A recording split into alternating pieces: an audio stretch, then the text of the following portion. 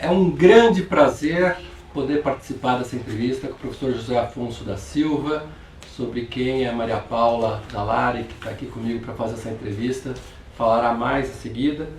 Eu sou Ronaldo Porto Macedo Júnior, sou professor da Faculdade de Direito da USP, sou do Departamento de Filosofia, e no meu currículo tem um destaque especial a minha iniciação científica supervisionada, que foi orientada pelo professor José Afonso da Silva. Então, é um imenso prazer, é uma honra. Professor, cheio de tantas histórias, temos 2 entrevistadores aqui.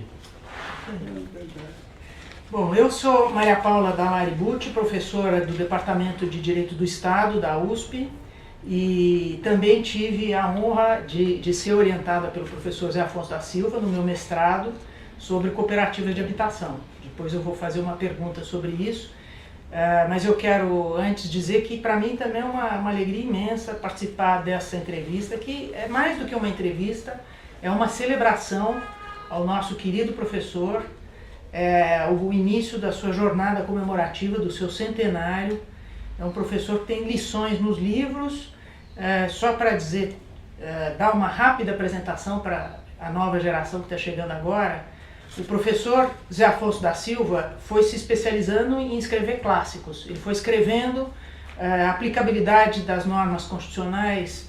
Depois ele escreveu o Processo Legislativo, que eu comentava com ele, que ainda hoje é o livro mais importante sobre o processo legislativo que existe no Brasil, tendo sido escrito há mais de 60 anos.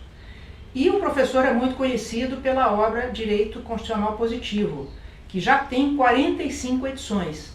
E o professor aqui, às vésperas do seu centenário, está burilando o que vai ser a 46ª edição.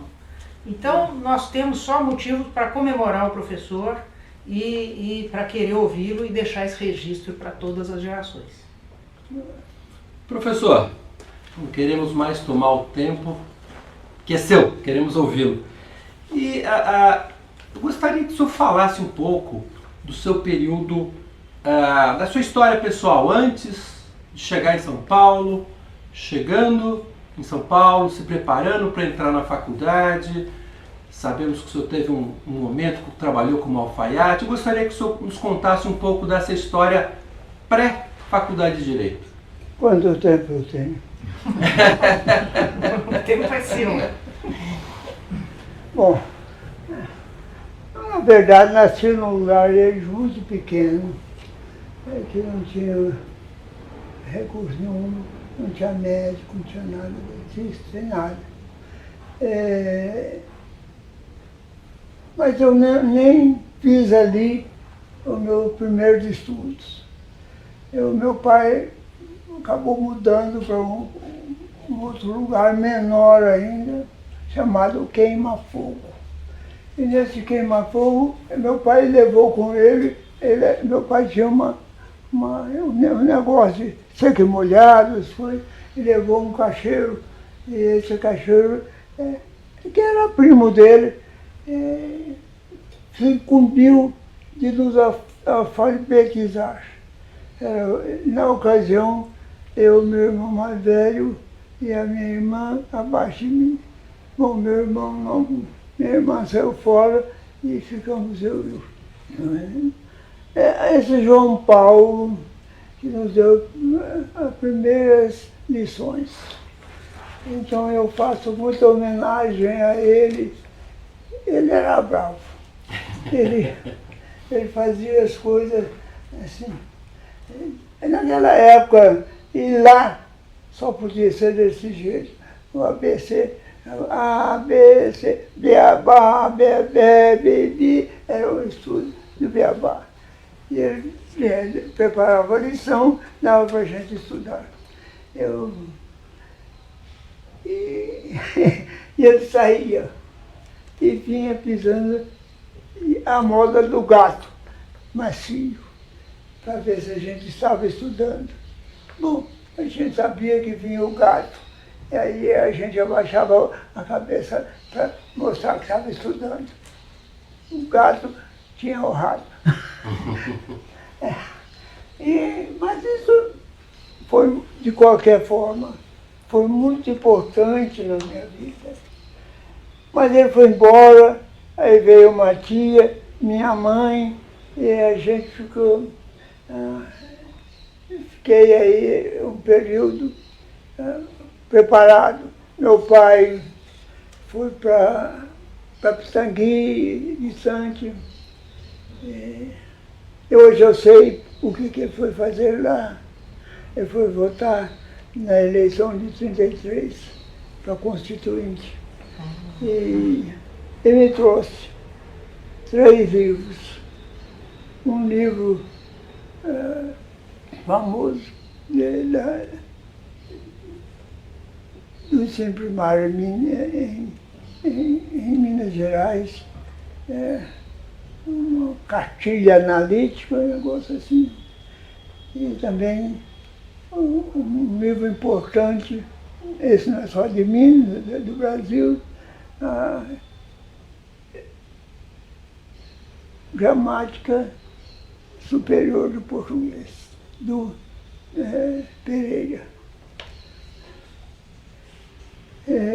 Bom, ele deu também um livro que era composto, e porque ele existe, de reprodução dos grandes escritores, Machado de Assis, Olavo Bilac, esse povo todo.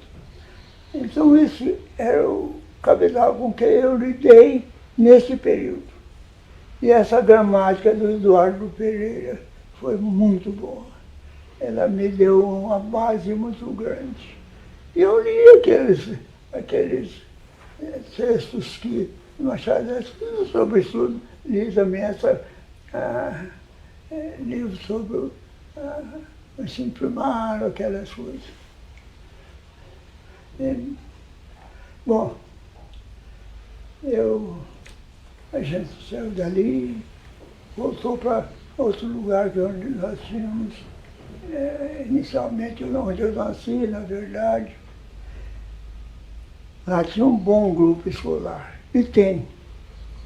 Um grupo escolar feito pelo Chico Campos.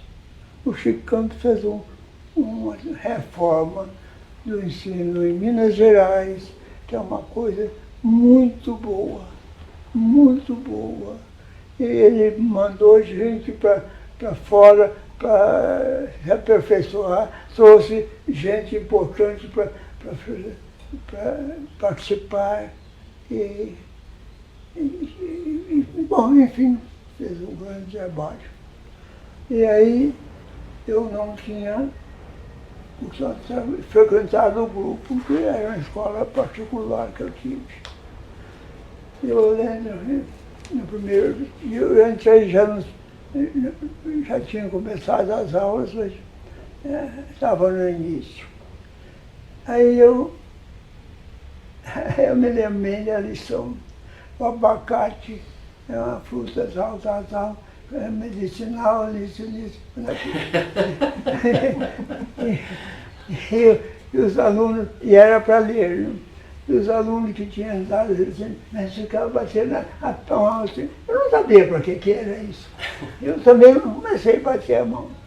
Aí um menino estava na frente, perguntou, você sabe aquilo lá? Eu sei. Ele disse que sabe. O professor chamou e eu li. Li com facilidade, estava acostumado a ler. Aí me passaram para o 2º ano. Mas eu não fiz o 3º ano, não fiz mais, só fiz até o 3º, porque não tinha o 4º ano lá. Aí, essa é a bagagem que eu tinha quando eu saí de Burtizal com 16 anos. E com 16 anos veio para São Paulo? Não, com 16 anos eu fui para Sete Lagoas, andei pelos garimpos, garimpei, tentei estudar um pouco de coisa. E aí realmente fomos, depois disso, fomos para Sete Lagoas. Eu fui para alguns garimpos, os garimpos mais importantes aí, batendo um chaula, com aquele aparelho que você pega a terra e joga fora. Bom, aí teve uma coisa interessante nesses garimpos. Uma pessoa que eu não me lembro quem convidou para a gente fazer um teatro. Também vamos fazer um teatro. Eu me lembro que a única que eu me lembro é o panorama visto da ponte, que é do. Não me lembro do mesmo. E eu fui lá, a gente ficou, mas quase que não deu nada. Aí, bom, depois disso eu fui para Curvelo. Em Curvelo eu já era falhado, porque nesse ínterim nós passamos para outro lugar aí, chamado Lagoa do Jacaré, ou São José da Lagoa, que é o nome oficial. E meu pai montou em Sete Lagoas uma venda. Ele gostava disso. Mas eu fiquei tomando conta da venda em 2 meses. Não entrou um freguês na venda.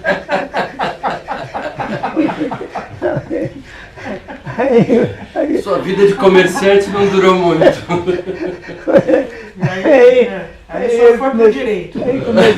Aí ele foi pro garimpo. Sei. E fomos pro garimpo. Eu não tirei nada, fiquei lá no garimpo muito movimentado, tinha 2.000 garimpeiros, tinha garimpeiros muito bravos, tinha um tal coisa, a gente esquece as coisas, né? Que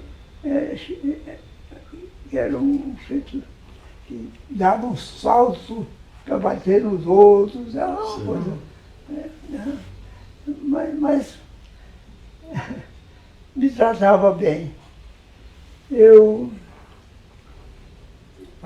pai ficamos fazendo.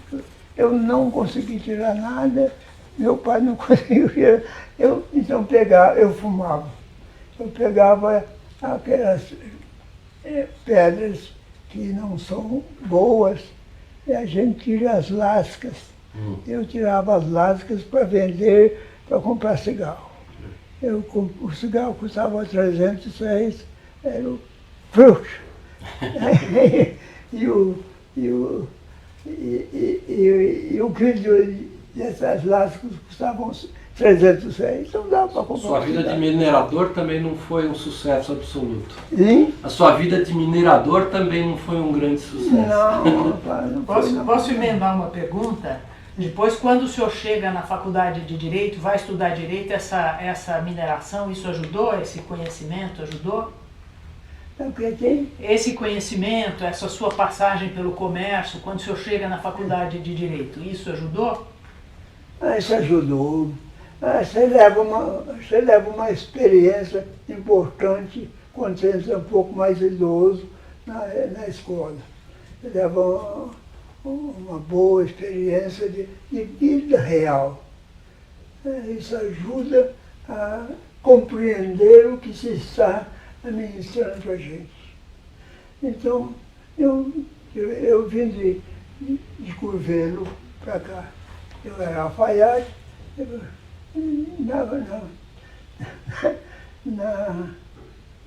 lá em Curvelo. Eu fui para o exército, voltei, montei uma alfaiatariazinha.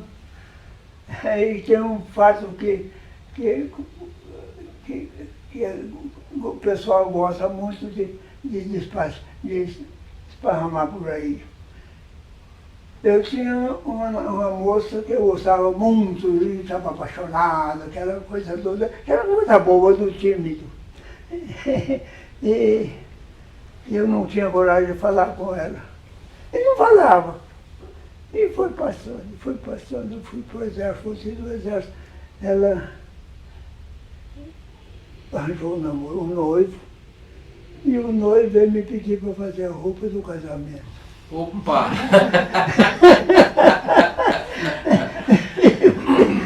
falei com ele, mas não, mas tem gente boa aí, não, mas a noiva disse, professor, é o melhor. Tá bom, então vamos fazer. E fiz.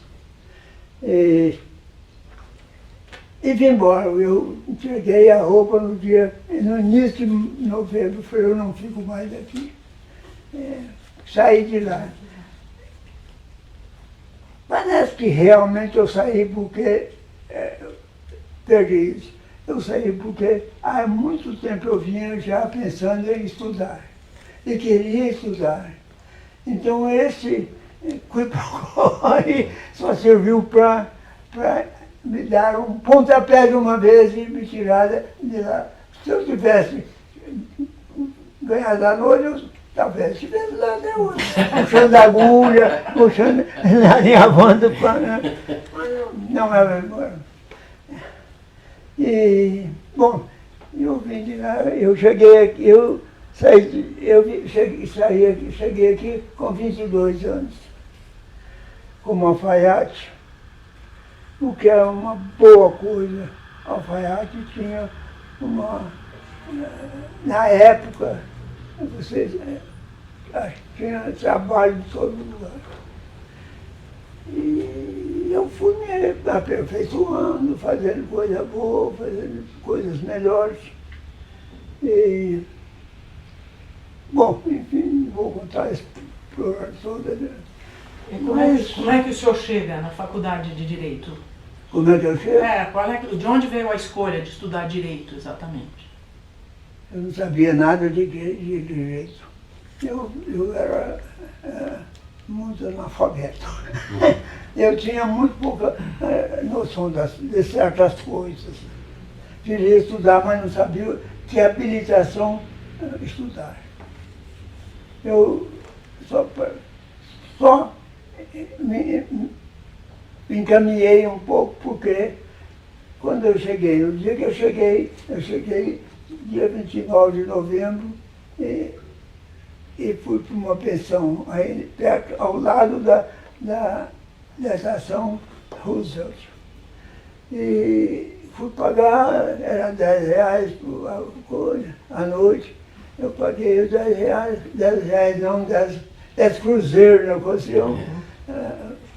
Paguei os 10 cruzeiros e falei, então o senhor me mostra o quarto que eu quero descansar, que eu estou cansado. Ele falou, então paga mais 10. Eu falei, não pago. E saí por ali e encontrei uma alfaiataria e entrei. Eles não precisam paletó, eu precisava de paletó. Precisamos. Tá bom. Pode vir segunda-feira. Era sábado. Fui segunda-feira, trabalhei uma semana. Fiz 2 paletós, ele pagou, ficou devendo mais da metade. Eu falei, eu não vou ficando aí trabalhando, e o cara me devendo, e eu tendo que cobrar, não vou fazer nada, não vou embora. Saí, fui procurar outro emprego e andei por aí. Tive muita coisa. Eu, quando cheguei aqui, quando eu fui, o caso depois da pessoa que chegou onde eu estava na pensão, ele chegou falando, eu sou químico, que não sei o quê, e falou, bababá, eu fiz o Madureza, eu ganhei o ginásio, etc. Seu pai também fez. Contava muito essa história, né? Madureza. E aí eu perguntei, isso tem valor? Ele falou, tem valor. Tem uma lei, que artigo 91, que garante as pessoas com mais de 17 anos, 18 anos, na verdade, pode fazer o ginásio sem frequentar o ginásio seriado. Ele vai lá e se inscreve em uma escola para fazer um exame e faz o exame. É claro que a maioria procura se preparar. E eu fui procurar me preparar. Fiz 4 meses de preparo. E eu me inscrevi, tinha que ser colégio do Estado. Eu me inscrevi no Itu, colégio Feijó de Itu. E fui para lá. Uma semana, chegando lá não tinha mais lugares nos hotéis nem nas pensões. Aí nós fomos, eu e um grupo, nós éramos 20. Lá tinha um seminário de menores. Nós fomos lá. Eles nos arranjaram cama, nos deram comida por preço barato, e nós ficamos lá e eles ficaram me ajudando. E eu tive muita sorte em muita coisa. Inicialmente eu procurei um curso particular para fazer um concurso para o Brasil e fiz e não foi bom. Não consegui. Sabia nada de contabilidade, essas coisas. Aí eu não passei. O professor de matemática ficou desesperado, não sei porquê. Mas, em todo caso, eu devo a ele essa gentileza. Ele falou, não pode ser, você não pode ter sido reprovado. Mas eu fui. Ele falou, vou te ensinar alguma coisa que nesses casos você resolve. Ele me ensinou um pouco da algebra. E aí eu consegui fazer alguma coisa e caiu um tema de segundo grau. E eu fiz. Não dá nada, não dava resultado. Mas cadê o resultado? Não dava resultado, eu via. Aí o que eu fiz? Fiz a nota. Deve ter havido uma troca de sinais, o transferir na coisa. Porque não dá resultado. Não dava mesmo, e eles concordaram. Então, o argumento jurídico já estava lá. Mas a coisa muito interessante nesse eu conto porque vocês tiram o que quiser. Mas, aí veio, uns eram só escritos, outros era só oral. Geografia era só oral. Eu sentei na banca, mas eu não sei nada desse negócio. Sentei, era só oral. Bom, ele me chamou para fazer o exame.